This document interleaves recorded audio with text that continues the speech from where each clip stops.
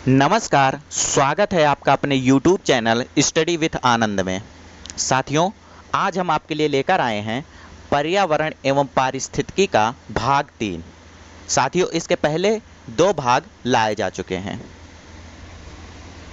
पर्यावरण और पारिस्थितिकी प्रतियोगी परीक्षा की दृष्टि से बेहद महत्वपूर्ण विषय है, क्योंकि इससे संबंधित प्रश्नोत्तर प्रत्येक प्रतियोगी परीक्षाओं में पूछे ही जाते हैं। आगामी परीक्षा उत्तर प्रदेश पीसीएस प्रारंभिक परीक्षा 2020, खंड शिक्षा अधिकारी, समीक्षा अधिकारी, ईपीएफओ इत्यादि परीक्षाओं की दृष्टि से यह श्रृंखला आप सभी के लिए बहुत ही महत्वपूर्ण है। तो बने रहिए मेरे YouTube चैनल के साथ, वीडियो को अंत तक देखिएगा और साथियों, वीडियो अगर पसंद आए तो लाइक करना ना भूलिएगा। तो शुरू करते हैं आज के पहले प्रश्न से। पहला प्रश्न है, निम्नलिखित वृक्षों में कौन पारिस्थितिकी मित्र नहीं है? ऑप्शन है ए बबूल, बी यूकेलिप्टस, सी नीम अथवा ऑप्शन डी पीपल। साथियों, निम्नलिखित वृक्षों में यूकेलिप्टस पारिस्थितिकी मित्र नहीं है। इसका कारण यह है कि यूकेलिप्टस का पेड़ जहाँ भी लगाया जाता है वहाँ की मिट्टी का जलस्तर काफ़ी नीचे चला जाता है। इस वजह से इसे पारिस्थितिकी का शत्रु माना जाता है। तो इसलिए इसका ऑप्शन सही होगा बी यूकेलिप्टस। अगले प्रश्न की ओर चलते हैं। अगला प्रश्न है, 2 भिन्न समुदायों के बीच का संक्रांति क्षेत्र कहलाता है। ऑप्शन है ए इको टाइप, बी इकेड, सी इकोस्फीयर अथवा ऑप्शन डी इकोटोन। साथियों, 2 भिन्न समुदायों के बीच का संक्रांति क्षेत्र इकोटोन कहलाता है। अगला प्रश्न है,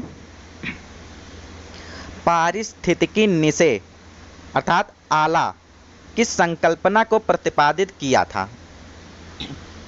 ऑप्शन ए है ग्रीनेल, बी डार्विन, सी ईपी ओडम अथवा ऑप्शन डी सीसी पार्क।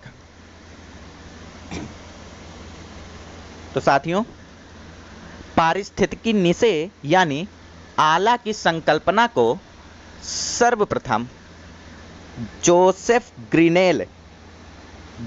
ग्रीनेल ने प्रतिपादित किया था और इसे वर्ष 1917 में प्रस्तुत किया था, जिसे इन्होंने सूक्ष्म आवास यानी माइक्रो हैबिटेट्स कहा था। अगला प्रश्न है साथियों, निम्नलिखित में से कौन किसी जल निकाय में घनत्व प्रवणता को दर्शाती है?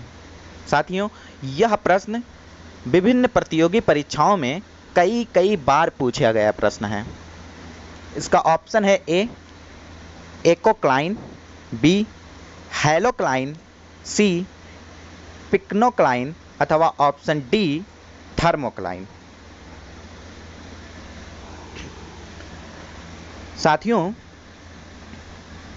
पिक्नोक्लाइन किसी जल निकाय में घनत्व प्रवणता को दर्शाती है, जबकि हेलोक्लाइन किसी जल निकाय में लवणता प्रवणता को दर्शाती है और थर्मोक्लाइन किसी जल निकाय में गहराई के साथ तापमान परिवर्तन को भी दर्शाती है। इसलिए इस प्रश्न का सही उत्तर हो जाएगा ऑप्शन सी पिक्नोक्लाइन। अगला प्रश्न है साथियों, निम्नलिखित में से किसने सर्वप्रथम बायोडायवर्सिटी शब्द का प्रयोग किया था? ऑप्शन है ए सीजी बैरो, बी डी कास्त्री, सी वाल्टर जी रोसेन अथवा ऑप्शन डी डी आर बैटिस। साथियों, प्रारंभ में जैव विविधता शब्द को अंग्रेजी शब्द बायोलॉजिकल डाइवर्सिटी के रूप में प्रथमतः रेमंड एफ दासमैन ने वर्ष 1968 में अपनी पुस्तक a different kind of country में दिया था। बाद में जैव विविधता को अंग्रेजी शब्द बायोलॉजिकल डाइवर्सिटी से परिवर्तित कर बायोडाइवर्सिटी के रूप में सर्वप्रथम W.G. रोसेन यानी वाल्टर जी रोसेन ने प्रयोग किया। इसलिए इसका ऑप्शन सी सही होगा, वाल्टर जी रोसेन। अगले प्रश्न की ओर चलते हैं साथियों। अगला प्रश्न है, सर्वाधिक जैव विविधता पाई जाती है।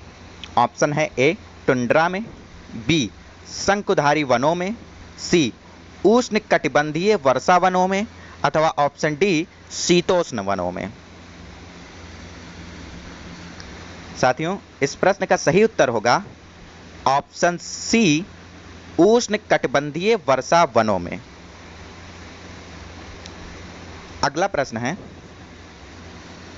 साइलेंट वैली परियोजना निम्नलिखित में से किस राज्य से संबंधित है।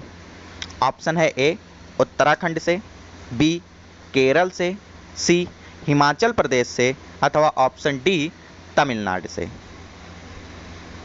साथियों, साइलेंट वैली परियोजना का संबंध केरल राज्य से है। यह शांत घाटी में स्थित है। वर्तमान में शांत घाटी को बायोस्फीयर रिजर्व घोषित कर दिया गया है।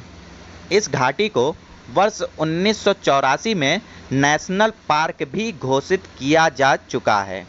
इसलिए इस प्रश्न का सही उत्तर होगा साथियों ऑप्शन बी केरल। अगला प्रश्न है, फूलों की घाटी स्थित है। ऑप्शन है ए केरल में, बी जम्मू कश्मीर में, सी उत्तराखंड में, अथवा ऑप्शन डी हिमाचल प्रदेश में। साथियों, वैली ऑफ फ्लावर्स यानी फूलों की घाटी उत्तराखंड के चमोली जिले में अवस्थित है। अगला प्रश्न है,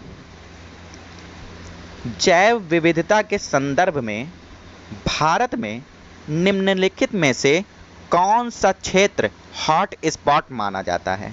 ऑप्शन है ए अंडमान निकोबार द्वीप समूह, बी गंगा का मैदान, सी मध्य भारत, अथवा ऑप्शन डी इनमें से कोई नहीं।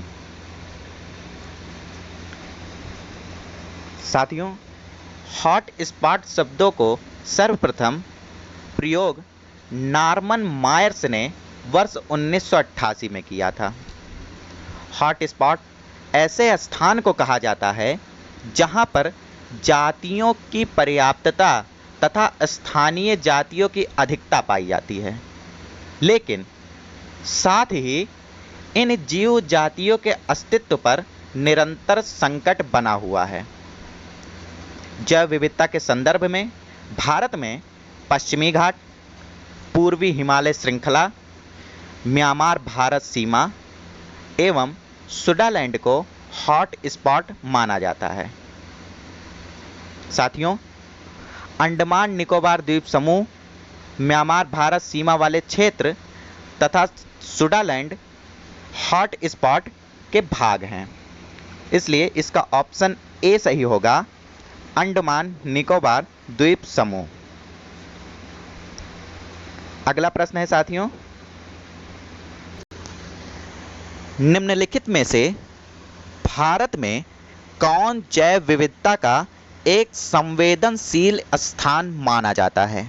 ऑप्शन है ए अरावली की पहाड़ियाँ, बी सिंधु गंगा का मैदान, सी पूर्वी घाट, अथवा ऑप्शन डी पश्चिमी घाट। साथियों, निम्नलिखित में पश्चिमी घाट भारत में जैव विविधता का एक संवेदनशील स्थान माना जाता है। अगला प्रश्न है, जैव विविधता के नाश का कारण क्या है। ऑप्शन है ए जीवों के प्राकृतिक आवास की कमी, बी पर्यावरणीय प्रदूषण, सी वनों का नाश, अथवा ऑप्शन डी उपर्युक्त सभी। साथियों, जैव विविधता के नाश का प्रमुख कारण प्राकृतिक आवासों का ह्रास, प्राकृतिक संसाधनों का अतिदोहन, विदेशी प्रजातियों का आक्रमण, वन क्षेत्र या वनों की सघनता का कम होना, औद्योगिकीकरण तथा अवैज्ञानिक तरीके से खनन के साथ अवैध शिकार और तस्करी इत्यादि हैं। इसलिए इस प्रश्न का सही उत्तर होगा ऑप्शन डी उपर्युक्त सभी। अगला प्रश्न है, जैव विविधता को अधिकतम संकट है। इस प्रश्न में बताना है कि जैव विविधता को अधिकतम संकट किससे है। ऑप्शन ए प्राकृतिक निवास एवं वनस्पतियों के विनाश से, बी अनुपयुक्त कृषि क्रियाओं से, सी जलवायु परिवर्तन से, अथवा ऑप्शन डी जल प्रदूषण से। तो साथियों, इस प्रश्न का सही उत्तर होगा ऑप्शन ए प्राकृतिक निवास एवं वनस्पतियों के विनाश से। अगले प्रश्न की ओर चलते हैं। अगला प्रश्न है, राष्ट्रीय उद्यानों में आनुवांशिक विविधता का रखरखाव किया जाता है। ऑप्शन है ए इन सीटू संरक्षण द्वारा, बी एक्स सीटू संरक्षण द्वारा, सी जीन पूल द्वारा, अथवा ऑप्शन डी उपर्युक्त में से कोई नहीं। साथियों, राष्ट्रीय उद्यानों तथा वन्य जीव अभयारण्यों में इन सीटू संरक्षण द्वारा आनुवांशिक विविधता का रखरखाव किया जाता है। इसलिए इसका ऑप्शन ए सही होगा, इन सीटू संरक्षण। अगला प्रश्न है, रेड डाटा बुक अथवा रेड लिस्ट से संबंधित संगठन हैं। ऑप्शन है UTES, B IUCN, option C UNESCO, अथवा ऑप्शन डी WWF। साथियों, रेड डाटा बुक यानी रेड लिस्ट का प्रकाशन IUCN यानी international union for conservation of nature द्वारा किया जाता है। इसकी स्थापना वर्ष 1964 में की गई थी। साथियों, इसके तहत उन प्रजातियों को रखा जाता है जिन पर विलुप्त होने का खतरा मंडरा रहा होता है। तो ये रहे साथियों आज भाग 3 के महत्वपूर्ण प्रश्नोत्तर। हम आगे पर्यावरण और पारिस्थितिकी से संबंधित और भी प्रश्नोत्तर लेकर आएंगे अगले चैप्टर से। साथियों, आपको वीडियो कैसा लगा कमेंट बॉक्स में कमेंट करके ज़रूर बताइएगा, और जो लोग अभी तक चैनल को सब्सक्राइब ना किए हों वो चैनल को सब्सक्राइब कर लें, साथ ही बेल आइकन प्रेस कर लें, ताकि जो भी मैं नया वीडियो लेकर आऊँ, जिस भी नए विषय पर कंटेंट लेकर आऊँ, उसका नोटिफिकेशन सबसे पहले आप तक पहुँचे। बहुत बहुत शुक्रिया साथियों। जय हिंद।